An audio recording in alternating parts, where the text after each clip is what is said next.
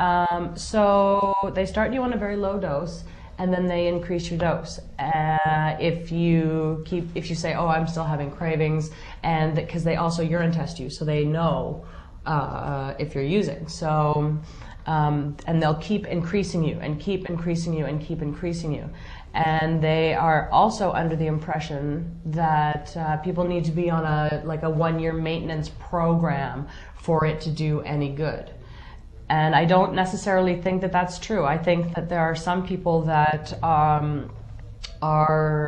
in addiction, and because I later on used methadone in short detox spans. So basically what I would do is I would start at 50 and I would work my way down in 2 weeks. So I didn't really get the full effect of being addicted with the methadone, but it helped taper me down from my addiction of heroin. And they are totally against that. But I can see how that is, because it's just that they probably aren't able to keep tabs on their patients, their dosages that they're taking of the drugs. So, but your addiction persists even after these treatments. Yes, it does. Yes, it does. So tell us at what point you discover Ibogaine. Well, one day, my friend Marc asked me, he said, "Hey, would you like to go to Amsterdam and do an Ibogaine treatment?" And I said, "I don't know. I think I need to know what that is," because I had never, ever heard of it. And so I did some reading on it, and I checked out the internet. I think I went to the Ibogaine pages and read some information on it, and I said I totally want to do this. I've had a lot of experience in psychedelics, and it is a psychedelic, so that really appealed to me, that it was a natural thing, and the whole sort of West African, how it was given to tribes, people that basically, if you had a bad vibe going or something with somebody, or if you'd done something wrong and needed to cleanse yourself. Right. A resolution of conflicts is where it comes from in West Africa. Yes, exactly. Then, whatever, that really appealed to me too. And just that I would be going to a woman's house and stuff like that and be doing it. And this is Sarah Glatt in Amsterdam. Yes. And when do you go? I was trying to figure that out. And I'm trying, did I go in 2000? Early 2000. Yeah. Okay, so I went in early 2000. And, oh no, you would have went even before then. I don't think so. Okay, so you're in 2000. Yeah, because I did another treatment a year later, and I did that treatment last summer. Okay, good. That's 2001. That's right. So, right. So you go visit Sarah in Amsterdam, and, yes. And at this point you're still using it when you get Yes, I'm using methadone at this point. Okay. I had it down to about 30 milligrams of methadone a day, and for the 10 days prior to that, I was also doing a 1/4 gram of heroin a day. So this is an 11-year struggle so far, off and on for 11 years. It is. So I go to her place, and I arrived in the evening. And so I was able to sort of sit and talk with her a little bit. There was another woman who was there who was dealing with a heroin and methadone addiction as well. And her mother was there. They were American. And they had arrived the day before me. And so we talked a little bit, and she sort of told me that because I didn't really know if it was a one-day trip and then it would be done with, or if it would last the amount of time that my withdrawal symptoms would have done, which is the case, is how it worked with me. But because I was coming off of methadone, I should have stayed longer. I didn't. I did a lot of things wrong with this. I sort of set myself up to sabotage this. How do you mean that? That's an interesting terminology. Addiction is a lot about self-sabotage. You're doing really well. This happens a lot in addiction. People, they quit what they were doing. They stop using for a while. Things got really good, and they get too good. Right. And so I've noticed that myself with my son, who's an addict. And, he will self-sabotage. Yeah, like things can be going great, and then inexplicably they'll choose to spiral downward, almost at the peak of when they're doing well. Yeah.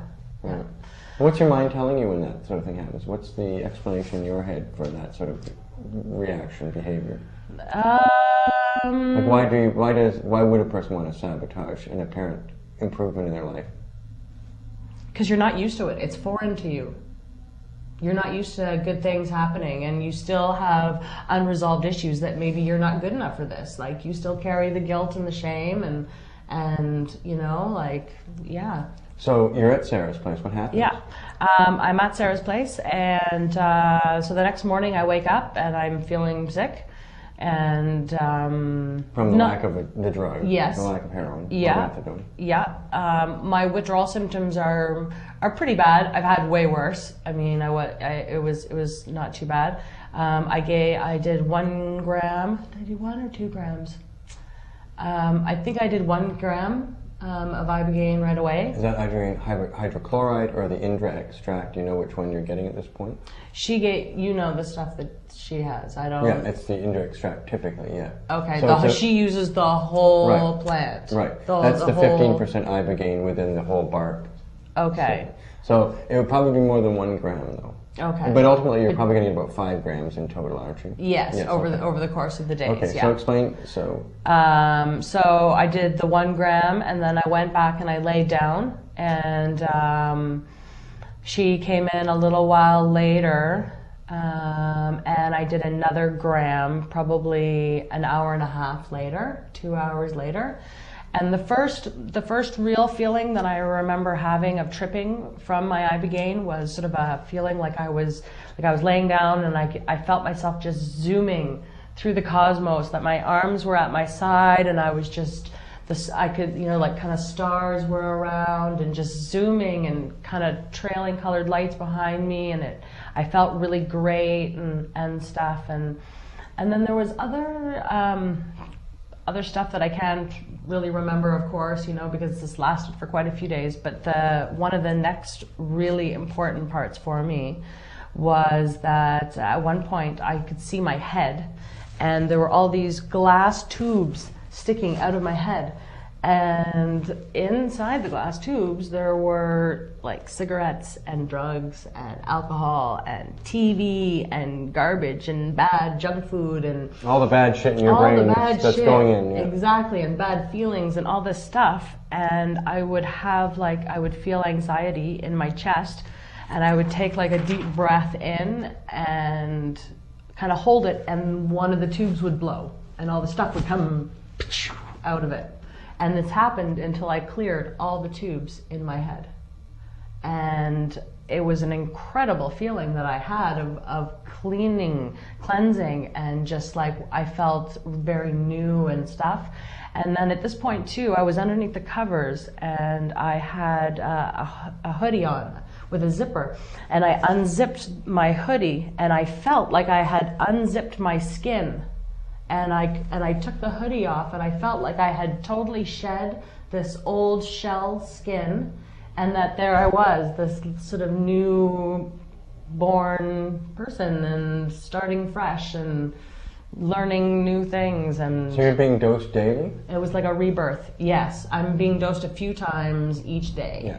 12 hours apart, do you remember, or is it any particular one? No, just sort of whenever I was feeling I needed it. And then towards the end, because it's a total stimulant, you're up for 4 days, and you're just like, you've had all these visions that are going super fast sometimes, and sometimes they're a little slower, and it's almost like a madness in the end. You're just like, oh my God, this has got to end. I have to sleep.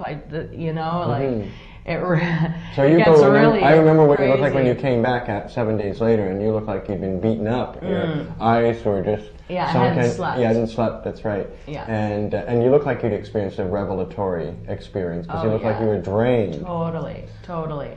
But I felt completely like all of the bad things that I had done. Like I said, I felt a total forgiveness of myself, and I was really able to get over that part of my addiction.